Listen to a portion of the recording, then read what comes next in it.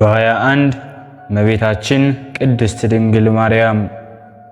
በስመ አብ ወወልድ ወመንፈስ ቅዱስ አሐዱ አምላክ ብለን የእመቤታችን የቅድስት ድንግል ማርያምን ታሪክ እንጀምራለን። እናትና አባቷ ሐናና ኢያቄም ለብዙ ዘመን መክነው ሲኖሩ በጾም በጸሎት እግዚአብሔርን ለመኑ። የሚሰጣቸውን ልጅም ለእግዚአብሔር ስዕለት አድርገው ለቤተ መቅደስ እንደሚሰጡ ቃል ገቡ። እግዚአብሔርም ልመናቸውን ሰምቶ ይችን ቅድስት የተመረጠች ንጽሕት የሆነች ድንግል ማርያምን እርሷን ልጅ በፈቃድ እግዚአብሔር በብስራተ ገብርኤል ቅድስት ሐና ጸነሰች። በጽንሷ ወራትም ሳምናስ የሚባል የአጎቷ ልጅ ሙቶ አስከሬኑን እየዞረች ስታለቅስ ጥላዋ ቢያርፍበት አፈፍ ብሎ ተነስቷል። ከዚያም በኋላ ሰላም ለኪ እሙ ለፀሐይ ጽድቅ ለዘገብረ ሰማየ ወምድረ ብሎ አምላክን የምትወልድ ልጅ መጽነሷን መስክሮ ተመልሶ አርፏል። በሁለተኛም አንድ ዓይን አክስት ነበረቻት። ማኅፀኗን ብትዳስስ ዓይኗ በርቶላታል። ይህን የሰሙ አይሁድ በማኅፀን ሳለች ሙት ያስነሳች፣ ድውይ የፈወሰች፣ ስትወልድማ እንደነ ዳዊት እንደነ ሰለሞን 40 ዓመት ልትገዛን ትችላለች ብለው በጠላትነት በሐናና በኢያቄም ላይ ተነሱባቸው። ቅዱስ ገብርኤልም ተገልጾ ሊባኖስ ተራራ አድርሷቸዋል። እመቤታችን ቅድስት ድንግል ማርያምን ወለዷት። ከወለዷት በኋላም 3 ዓመት ካሳደጓት በኋላ ወደ ቤተ መቅደስ ወስደው ለሊቀ ካህናቱ ለዘካርያስ አስረከቧት። በንጽሕና በቅድስና እንዲሁም በድንግልና ለቤተ መቅደስ ገብታ ሐርና ወርቅ እየፈተለች ለእግዚአብሔር ስታገለግል ኖራለች። አእላፍ መላእክት ሲጠብቋትና እንዲሁም ከእርሷ ጋር ሲያገለግሏት በቤተ መቅደስ ከቆዩ በኋላ አይሁድ በምቀኝነት ቤተ መቅደሳችን አረከሰችው ብለው ሊገሏት በተነሱ ጊዜ ቤተ መቅደሱ በእሳት ነበልባል ታጥሮ መላእክት ሰይፋቸውን ይዘው ይታዩአቸው ፈርተው ተመልሰዋል። በመንገድ ሁሉ ይጠብቁ ዘንድ እግርህም በድንጋይ እንዳይሰነካከል በእጆቻቸው ያነሱሃል እንዳለ መዝሙረኛው ዳዊት። መዝሙር 90 ከቁጥር 11። መጥቁል ከሚባል ጠንቋይ ሄደው ያጠፏት ባሰቡ ጊዜ ከሰማይ እሳት መብረቅ ወርዶ አጥፍቷቸዋል።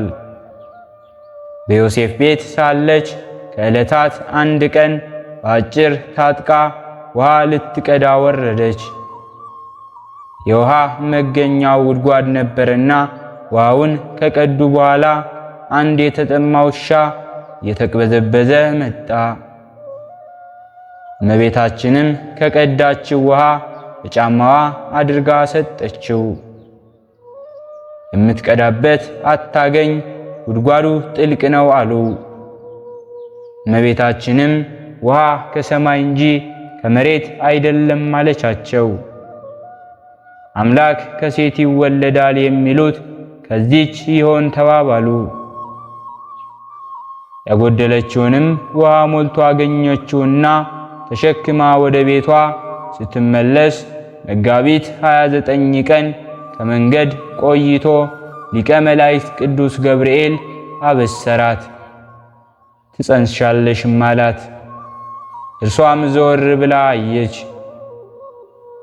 ዘወር ካለች በኋላም ተሰወራት፣ አልታያትም ነበር። መንገዷንም ቀጠለች። ደግሞም ትጸንሻለሽ አላት። እርሷም እናታችን ሔዋንን ያሳተ ሰይጣን ይሆናለችና ውሃዋን አኑራ ወደ ቤተ እግዚአብሔር እጄ ድረዳው ብላ ወደ ቤተ እግዚአብሔር ሂዳ ስትጸልይ ደግሞ ትጸንሻለሽ አላት።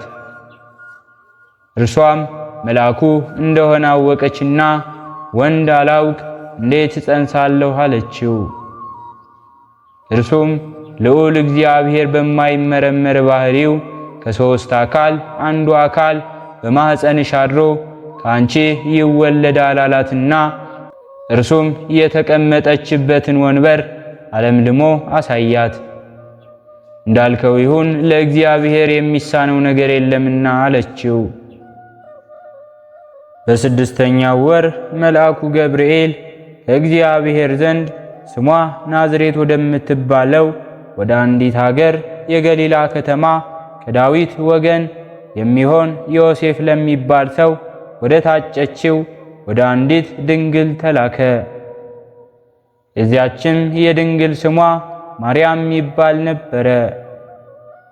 መልአኩም ወደ እርሷ ገብቶ ደስታ ይገባሻል፣ ጸጋን የተመላሽ ሆይ ደስ ይበልሽ፣ እግዚአብሔር ካንቺ ጋር ነው፣ ከሴቶች ተለይተሽ አንቺ የተባረክሽ ነሽ አላት። እርሷም ባየችው ጊዜ ከአነጋገሩ የተነሳ ደነገጠችና ይህ እንዴት ያለ ሰላምታ ነው ብላ አሰበች። ማርያም ሆይ አትፍሪ፣ በእግዚአብሔር ዘንድ ባለሟልነትን አግኝተሻልና አላት። እነሆ ትጸንሻለሽ፣ ወንድ ልጅም ትወልጃለሽ፣ ስሙንም ኢየሱስ ትዪዋለሽ ብሎ ነገራት። እርሱም ታላቅ የእግዚአብሔር ልጅ ይባላል፣ እግዚአብሔር አምላክም የአባቱን የዳዊትን ዙፋን ይሰጠዋል፣ በያዕቆብ ወገንም ለዘላለሙ ይነግሣል፣ ለመንግሥቱም ፍጻሜ የለውም። ማርያምም መልአኩን ወንድ ስለማላውቅ ይህ እንዴት ይሆንልኛል አለችው። መልአኩም መልሶ እንዲህ አላት፣ መንፈስ ቅዱስ ያድርብሻል፣ የልዑል ኃይልም ይጋርድሻል፣ ከአንቺ የሚወለደውም ቅዱስ ነው፣ የልዑል እግዚአብሔር ልጅም ይባላል አላት። ሉቃስ ወንጌል ምዕራፍ 1 ከቁጥር 26። መልአኩ ቅዱስ ገብርኤል ከነገራት በኋላ በነጭ ርግብ አምሳል ወርዶ በማኅፀኗ አድሮ ተጸንሶ በ9 ወር ከ5 ቀን ሲሆነው በታላቅ ክብርና ተአምር በቤተልሔም ተወለደ። ከወለደችው በኋላም በብዙ ስደትና እንግልት ታሳደገችው። እርሱንም ካሳደገችው በኋላ መላእክት በቀኝና በግራ ሳይለዩ ሲያገለግሉትና ሲጠብቁት ኖረዋል። ጌታችንን ከመውለዷ በፊት ነቢያት ትንቢት ተናግረው ቃለ ዳዊት አባቷ አወልደ ንግሥት ለክብርከ ወትቀውም ንግሥት በየማንከ አማኑኤል ትለዋለች ብሎ ነግሯታል። ትንቢተ ኢሳይያስ ምዕራፍ 7 ከቁጥር 14። ነቢያት ትንቢት ተናገሩላት፣ ሐዋርያትም ሰበኩላት፣ ሰማዕታት መሰከሩላት፣ ጻድቃንም በጸሎታቸው ተማጸኑባት፣ መላእክትም በሰማያት ሲያመሰግኗት ይኖራሉ። እመቤታችን ቅድስት ድንግል ማርያም በልጇ በጌታችን ኢየሱስ ክርስቶስ መቃብር በጎልጎታ ትጸልይ ነበር። ከዚህ ዓለም እንደምትለይ መንፈስ ቅዱስ ነገራት። በዚያን ጊዜ እመቤታችን ቅድስት ድንግል ማርያምም ወደ ፈጣሪዋ ጸለየች። ልጄ ፈጣሪ ሆይ ልመናዬን ተቀበል፣ ደቀ መዝሙርህን ዮሐንስን በዚህች ሰዓት አምጣው አለች። በዚያን ጊዜ በመንፈስ ቅዱስ ትእዛዝ ከኤፌሶን ሀገር ዮሐንስን ደመና ተሸክማ ወደ እመቤታችን ቅድስት ድንግል ማርያም አደረሰችው። እርሱም ሰገደላትና በፊቷ ቆሞ እንዲህ አላት፣ ሰላምታ ይገባሻል፣ ጌታችን ኢየሱስ ክርስቶስን የወለድሽ አንቺ ነሽ። ጸጋን የተመላሽ ሆይ በክብር በምስጋና ወደ ዘላለም ሕይወት ትሄጃለሽና የተመሰገነ ጌታችንና ፈጣሪያችን ድንቆች ተአምራትን በአንቺ ላይ ከገለጠ በኋላ ነው። ማርያምም ይህን በሰማች ጊዜ ደስ አላት፣ እግዚአብሔርንም አመሰገነችው። በዚያን ጊዜ ከሰማይ እንዲህ የሚል ቃል መጣ፣ እነሆ አሁን መላእክት ይደርሳሉ፣ ሐዋርያትም ሁሉ ከምድር ዳርቻ በደመና ተጭነው ለሰማይና ለምድር ጌታ ክርስቶስ እናቱ ወደ ሆነች ወደ ቅድስት ድንግል ማርያም እነርሱ ይደርሳሉ። ወዲያውኑ ሁሉም ሐዋርያት የሞቱትም ከመቃብራቸው ተነስተው ወደ እመቤታችን ይደርሳሉ ተባለ። እነርሱም ደርሰው ሰገዱለት። አምላካችን ከአንቺ የተወለደ ጸጋን የተመላሽ ሆይ ደስ ይበልሽ፣ እርሱ ከዚህ ዓለም ለይቶ ቃል ኪዳን እንዲሰጣቸው በክብር በምስጋና ከእርሱ ጋር ያሳርጉሻልና እያሏት ዘመሩ። በዚያን ጊዜ እመቤታችን በአልጋዋ ላይ ተቀመጠች። ሐዋርያትንም እንዲህ አለቻቸው፣ ፈጣሪዬ ፈጣሪያችሁ ኢየሱስ ክርስቶስ እንደሚመጣ እናንተም እንዳየኋችሁ እንደማየው አሁን አወቅሁ። ከዚህ ከሥጋዬ ሞጥቼ ወደ ዘላለም ሕይወት እሄዳለሁ። ነገር ግን ትነግሩኝ ዘንድ ለእናንተ እሻለሁ። ከዚህም ዓለም እንደምለይ ከወዴት አውቃችሁ? ጴጥሮስንና ሐዋርያት ሁሉም ወደ አንቺ እንመጣ ዘንድ መንፈስ ቅዱስ አዘዘን። በደመና ላይም በተጫነ ጊዜ ወደ አንቺ እንደ ዓይን ጥቅሻ ፈጥነን ደረስን አሏት። እመቤታችን ቅድስት ድንግል ማርያምም ይህን ነገር ከሐዋርያት በሰማች ጊዜ ድምጿን ከፍ አድርጋ እንዲህ አለች፣ ጌታዬ ፈጣሪዬ ኢየሱስ ክርስቶስ ሆይ ክቡር ምስጉን የሆነ ስምህን ፈጽሞ አመሰግንሃለሁ፣ ድንቅ አድርገህልኛልና አለች። ከዚህ በኋላ ሐዋርያትን እንዲህ አለቻቸው፣ ዕጣን አምጥታችሁ በማጠን የጌታዬን የክርስቶስን ስሙን ጥሩት። እነርሱም እንዳዘዘቻቸው አደረጉ። በዚያን ጊዜም የክብር ባለቤት ጌታችን ኢየሱስ ክርስቶስ እልፍ አእላፋትን መላእክት አጅበውት እያመሰገኑት ወደ እርሷ መጣና አረጋጋት። ያዘጋጀላትንም ተላ ደስታ ነገራት። በዚያንም ብዙዎች ድንቆች ተአምራቶች ተደረጉ። ዕውሮች አይተዋል፣ አንካሶችም ነቅተዋል፣ ሄደዋል፣ ደንቆሮችም ሰምተዋል፣ ለምጻሞችም ነጽተዋል፣ ዲዳዎችም ተናገሩ፣ በሽታ ደዌ ያለበት ሁሉ ዳነ። እመቤታችን ቅድስት ድንግል ማርያም ወዳለችበት በቀረቡ ጊዜ ከደዌያቸው ይፈወሱ ነበር። ከዚህ በኋላ እመቤታችን ተወዳጅ ልጇን እንዲህ አለችው፣ በአየር ውስጥ ከሚያስደነግጡ ግሩማን መላእክት የተነሳ ከእሳት ባህርም እፈራለሁ እርሱን አለችው። ጌታችንም ከእርሳቸው ለማንም በአንቺ ላይ ስልጣን ያለው የለም አላት። ከሥጋዋም የምትለይበት ጊዜ ሲደርስ ሐዋርያትና ደናግል ትባርካቸው ዘንድ እያለቀሱ ለመኗት። እርሷም እጇን በላያቸው ዘርግታ ባረከቻቸው። በዚያን ጊዜ ጌታችን ነፍሷን ከሥጋዋ የሚለይበት ሰዓት ደርሶ ዳዊት መሰንቆውን፣ ዕዝራ በገናውን ደርድረው አመሰገኗት። ቀደሰ ማኅደሮ ለልዑል፣ ልዑል ማደሪያውን ቀደሰ። እግዚአብሔር በመካከሏ ነው፣ አትናወጥም፣ እግዚአብሔርም ፈጥኖ ይረዳታል እንዳለ መዝሙረኛው ዳዊት። መዝሙር 45 ከቁጥር 6። ጌታችንም ንጽሕት ነፍሷን ከሥጋዋ ለይቶ በመለኮታዊ እጆቹ ይዞ በብርሃን ልብስ አጎናጽፎ ወደ ከፍተኛ መኖሪያ ከእርሱ ጋር አሳረጋት። ሥጋዋን ግን እንደሚገባ ገንዘው ወደ ጌቴሴማኒ ተሸክመው እንዲወስዷት ሐዋርያትን አዘዛቸው። እመቤታችንም ካረፈች በኋላ ጌታችን እንዳዘዘ ወደ ጌቴሴማኒ ሊወስዷት ሐዋርያት ገንዘው ተሸከሟት። አይሁድም በሰሙ ጊዜ ልጇን አረገ ይሉናል፣ ደግሞ እርሷን አረገች ሊሉን ነውን? እያሉ ተከተሉ። ከዚያም በኋላ ሥጋዋን እናቃጥለው ብለው ወደ እርሷ መጡ። ከእርሳቸውም አንዱ ታውፋንያስ የእመቤታችን ሥጋዋ ያለበትን አልጋ ያዘው። ያን ጊዜም የእግዚአብሔር መልአክ መጥቶ እጁን በእሳት ሰይፍ ቀጣውና እጆቹ በአልጋው ላይ ተንጠልጥለው ቀሩ። ያን ጊዜ በጌታችን አምኖ ወደ እመቤታችን አለቀሰ። እመቤቴ ቅድስት ድንግል ማርያም ሆይ ይቅር በይኝ አለ። ልቡም ተጸጸተ።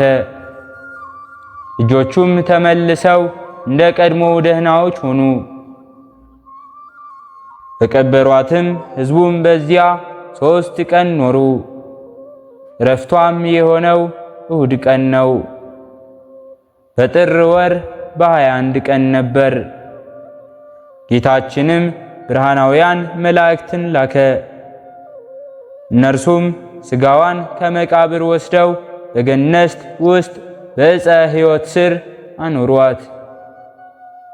ዮሐንስ ወልደ ነጎድጓድን ከኤፌሶን የታዘዘች ብርይት ደመና ተሸክማ ከእመቤታችን ሥጋ ደረሰችውና በማዕጠንተ ወርቅ እያጠነ እንዲያገለግላት ተደረገ።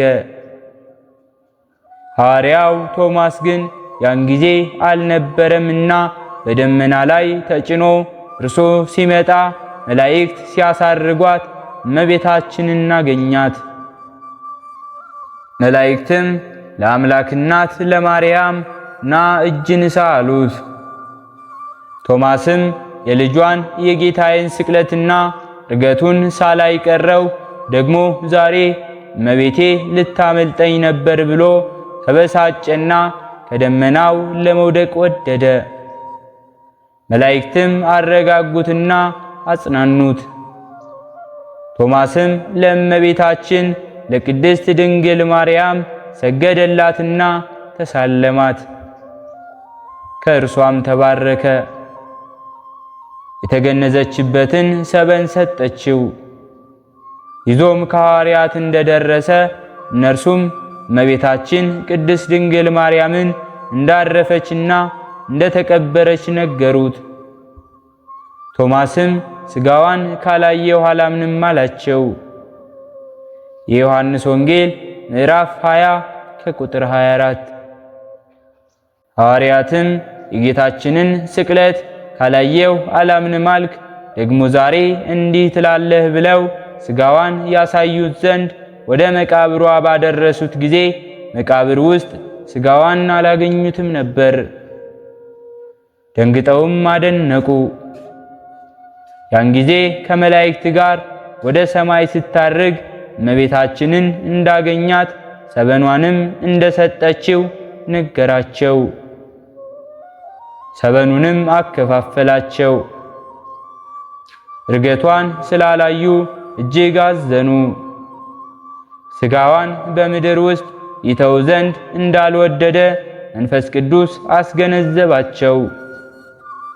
ከዚህ በኋላ አንድ ጊዜ ደግሞ እርሷን ያሳያቸው ዘንድ እንዳለው ጌታችን ቃል ኪዳን በማድረግ ተስፋ ሰጣቸው። እነርሱም እስከ ነሐሴ 16 ቀን በተስፋ ኖሩ። የእመቤታችንም የዕድሜዋ ዘመን 64 ዓመት ነው። በአባትና እናቷ ቤት 3 ዓመት ከ7 ወር፣ በቤተ መቅደስም 12 ዓመት፣ በዮሴፍ ቤት 34 ዓመት ከ3 ወር፣ ከጌታ ዕርገት በኋላ በወንጌላዊ ዮሐንስ ቤት 14 ዓመት ሆኖ 64 ዓመት ኑራ ለእግዚአብሔር ምስጋና አድርጋ ከዚህ ዓለም አርፋለች። የእመቤታችን የቅድስት ድንግል ማርያም ረድኤቷ፣ በረከቷ፣ አማላጅነቷ ከሁላችን ጋር ይሁን። ሕሊናችን በማሰባሰብ አባታችን ሆይ እንበል። አባታችን ሆይ በሰማያት የምትኖር፣ ስምህ ይቀደስ፣ መንግሥትህ ትምጣ፣ ፈቃድህ በሰማይ እንደሆነች እንዲሁም በምድር ላይ ትሁን። የዕለት እንጀራችንን ስጠን ዛሬ፣ በደላችንንም ይቅር በለን እኛም የበደልነውን ይቅር እንደምንል፣ አቤቱ ወደ ፈተና አታግባን ከክፉ ሁሉ አድነን እንጂ መንግሥት ያንተ ናትና፣ ኃይል፣ ክብር፣ ምስጋና ለዘላለሙ አሜን። እመቤታችን ቅድስት ድንግል ማርያም ሆይ በመልአኩ በቅዱስ ገብርኤል ሰላምታ ሰላም እንልሻለን። በሐሳብሽ ድንግል ነሽ፣ በሥጋሽም ድንግል ነሽ። አሸናፊ እግዚአብሔር እናት ሆይ ሰላምታ ላንቺ ይገባሻል። ከሴቶች ሁሉ ተለይተሽ አንቺ የተባረክሽ ነሽ፣ የማኅፀንሽን ፍሬ የተባረከ ነው። ጸጋን የተመላሽ ቅድስት ሆይ ደስ ይበልሽ፣ ልዑል እግዚአብሔር ካንቺ ጋር ነውና ከተወደደው ልጅሽ ከጌታችን ከመድኃኒታችን ከኢየሱስ ክርስቶስ ዘንድ ይቅርታውንና ምሕረቱን ለምኝልን ኃጢአታችንንም ያሰርይልን ዘንድ ለዘላለሙ አሜን። ስለነበረን ጊዜ ሁሉ የአምላካችን የልዑል እግዚአብሔር ስሙ ዛሬም ዘወትርም የተመሰገነ ይሁን። አነሳስቶ ላስጀመረን አስጀምሮ ላስፈጸመን ለልዑል እግዚአብሔር ምስጋና ይሁን። ውድ የሃይማኖት ሚዲያ ተከታታዮች ከዚህ በላይ እንድንሰራ አገልግሎቱ በሰፊው ይሰጥ ዘንድ በሀገር ውስጥም በሀገር ውጭም ያላችሁ ይህንን መንፈሳዊ ቻናል ላይክ፣ ሰብስክራይብ፣ ሼር በማድረግ ድጋፋችሁን ታሳዩን ዘንድ በትህትና እንጠይቃለን። ያላችሁን ሐሳብ አስተያየት በኮሜንታችን ስር ላይ አስቀምጡልን። ወስብሐት ለእግዚአብሔር ወለወላዲቱ ድንግል ወለመስቀሉ ክቡር። ይቆየን።